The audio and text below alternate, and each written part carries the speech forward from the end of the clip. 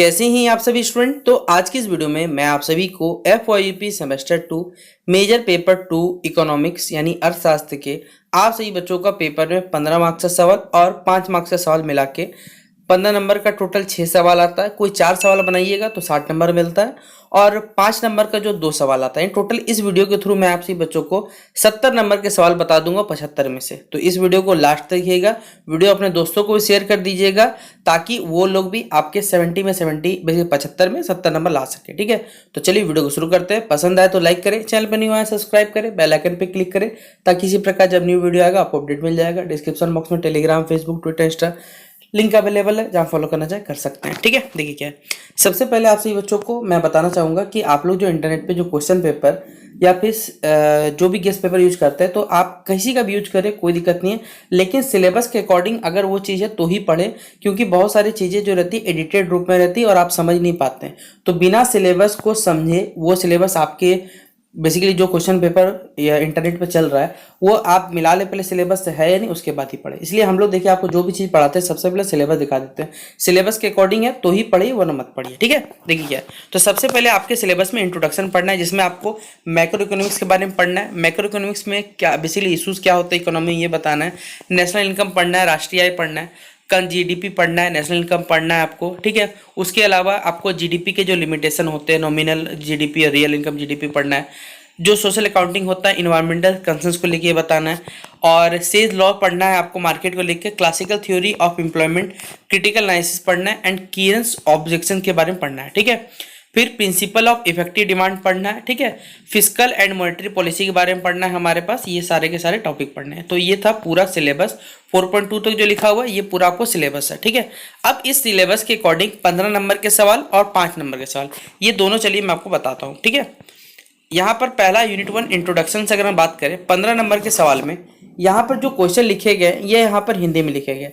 अगर आपसे ही बच्चों ये क्वेश्चन पेपर अगर इंग्लिश में चाहिए तो आप गूगल ट्रांसलेटर की सहायता से इन क्वेश्चंस को बेसिकली क्या करें, यहाँ पर कॉपी करें। कॉपी करने के बाद गूगल ट्रांसलेटर की सहायता से इंग्लिश में कन्वर्ट कर ले, या फिर अगर आप समझ लेते हैं तो खुद ब खुद भी आप अपने हिसाब से क्या कर सकते हैं, बना के लिख सकते हैं। ठीक है, तो जो आपका पहला यूनिट था उसमें 15 नंबर के जो क्वेश्चन आ सकते हैं उनमें संभावित प्रश्न में ये है हमारे पास कि सामूहिक अर्थशास्त्र की परिभाषा, उसकी विशेषता तथा महत्व के बारे में स्पष्ट करने बोला गया। और ये सवाल अगर आया तो 15 नंबर में यहां से पूछा जाएगा। ठीक है, वहीं पर जो सूक्ष्म अर्थशास्त्र होता है और जो हमारे पास सामूहिक अर्थशास्त्र होता है इन दोनों के बीच में आपको अंतर बताने बोला गया कि सूक्ष्म अर्थशास्त्र क्या होता है और सामूहिक अर्थशास्त्र में अंतर बताइए।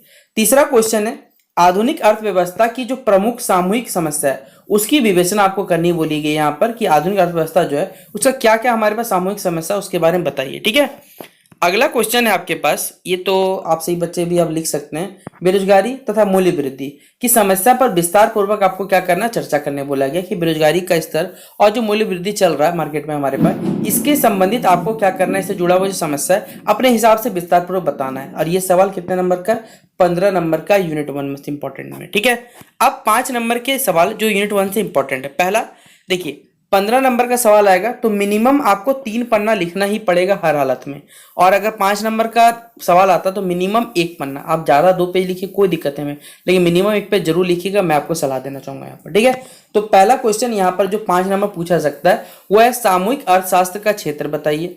दूसरा क्वेश्चन है अर्थशास्त्र की 2 जो प्रमुख या मुख्य शाखाएं हैं उनके बारे में उनका नाम लिखने बोला गया, बताने बोला गया।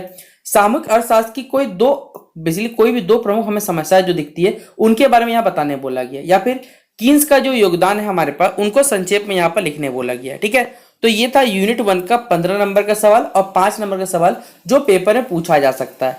यूनिट 2 अब बेसिकली आपको क्या है जिसमें राष्ट्रीय आय लेखांकन के बारे में पढ़ना है, जिसमें से 15 नंबर अगर बात करें तो इस सवाल को स्टार मार्क कर लीजिएगा, जिसमें से राष्ट्रीय आय की देखिए जो हम लोग विभिन्न जो संकल्पनाएं करते हैं जिनमें सकल घरेलू उत्पाद जीडीपी जिसे कहते हैं, शुद्ध राष्ट्रीय उत्पाद, सकल राष्ट्रीय उत्पाद, ये सब के बारे में आपको यहाँ पर स्पष्ट करने बोला गया।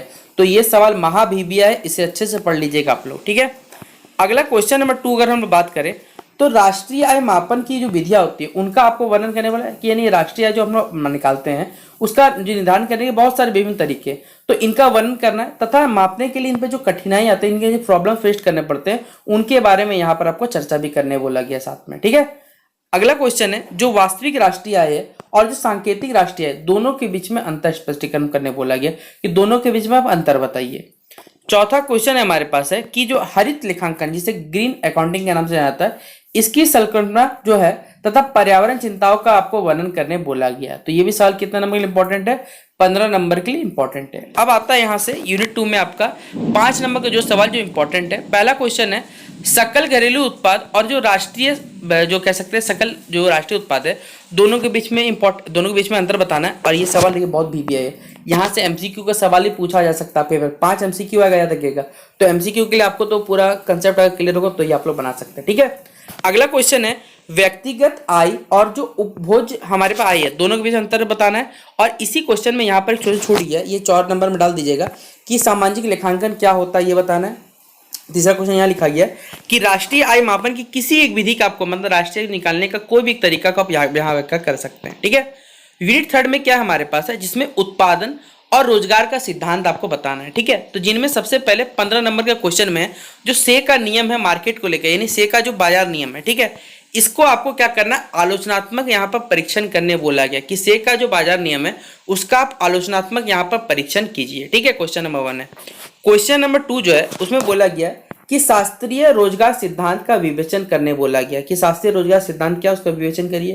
क्वेश्चन नंबर 3 जो है जिसमें शास्त्रीय रोजगार सिद्धांत पर किन्स की जो आपत्ति है उनको स्पष्ट करने बोला गया, ये क्वेश्चन नंबर 3 है हमारा।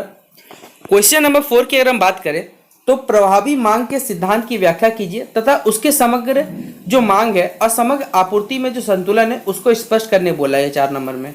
5वां नंबर क्वेश्चन है जिसमें हम बचत परिहार जिसे पैराडॉक्स ऑफ थ्रिफ्ट के नाम से जानते हैं, इसे क्या कहा, मतलब ये क्या है बेसिकली बताना है। और यहाँ पर उदाहरण सहित उत्तर आपको देखिए बताना है कि उदाहरण सहित समझाने पड़ेगा। 5 मार्क्स की अगर बात करें यूनिट 3 के इंपॉर्टेंट क्वेश्चन में, तो पहले से का जो बाजार नियम है उसको स्पष्ट करने बोला जा सकता है। 5 नंबर में ये सवाल इंपॉर्टेंट पूछा जा सकता है। दूसरा क्वेश्चन यहाँ पर है कि शास्त्रीय रोजगार सिद्धांत के कोई 2 आधार यहाँ पर आपको लिखने बोला गया है। तीसरा क्वेश्चन है प्रभावी मांग की परिभाषा लिखिए। और चौथा क्वेश्चन है हमारे पास जो बचत परिहार है, ठीक है, उसको आप संक्षेप में यहाँ समझाने बोला गया है। यूनिट 4 हमारे पास जो है जिसमें राजकोषीय एवं मौद्रिक नीति के बारे में बताना है। उसका पहला क्वेश्चन है 15 नंबर का, राजकोषीय नीति की परिभाषा, इसे इंपॉर्टेंट कर लीजिएगा। उद्देश्य और जो साधन होते हैं उनका आपको यहाँ पर वर्णन करने बोला गया कि आप राजकीय जो नीति होती है, राजकोषीय नीति होती है, उसे आप क्या समझते हैं, इसका उद्देश्य क्या होता है और इसके साधनों का आपको वर्णन करने बोला गया क्वेश्चन नंबर 1 में। क्वेश्चन नंबर जो 2 है उसमें बोला गया कि अर्थव्यवस्था में बेसिकली हमारे पास राजकोषीय नीति का भूमिका पर आपको यहाँ पर चर्चा करने बोला गया है क्वेश्चन नंबर 2 में। तीसरा क्वेश्चन जो है उसमें मौद्रिक नीति की परिभाषा, लक्ष्य एवं जो हमारे साधन है उनका विवेचन करने बोला गया है क्वेश्चन नंबर 3 में, ठीक है।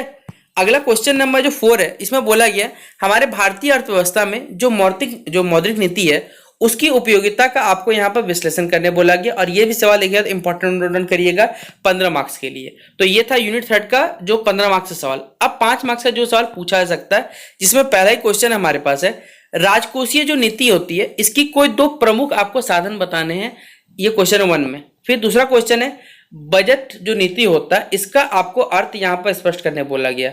और तीसरा क्वेश्चन मौद्रिक नीति के कोई 2 उद्देश्य आपको यहाँ पर बताने बोला गया, ठीक है। और चौथा नंबर क्वेश्चन है नकद आरक्षित अनुपात जिसे CRR कहा जाता है और सांविधिक तरलता अनुपात यानी SLR कहा के नाम से जाता है, दोनों के बीच में क्या अंतर होता है ये आपको बताना पड़ेगा 5 नंबर के लिए। तो ये था पूरी आप सही बच्चों का FOIP semester 2 major paper 2 economics का 15 नंबर और 5 नंबर के सवाल जो पेपर पूछा जाएगा, यानी 70 नंबर कंप्लीट होता है। बाकी अगर आप सही बच्चों को 75 चाहिए तो पूरे सिलेबस के हिसाब से आपको पूरा सिलेबस डीप में नॉलेज होगा तो ही आप लोग टिक कर सकते हैं, ठीक है। तो इस वीडियो को शेयर कर दीजिएगा अपने सभी दोस्तों के साथ जितना हो सके। बाकी मिलते हैं नेक्स्ट वीडियो पे। बेस्ट ऑफ लक आप सही बच्चों की एग्जामिनेशन के लिए। जय हिंद और जय भारत।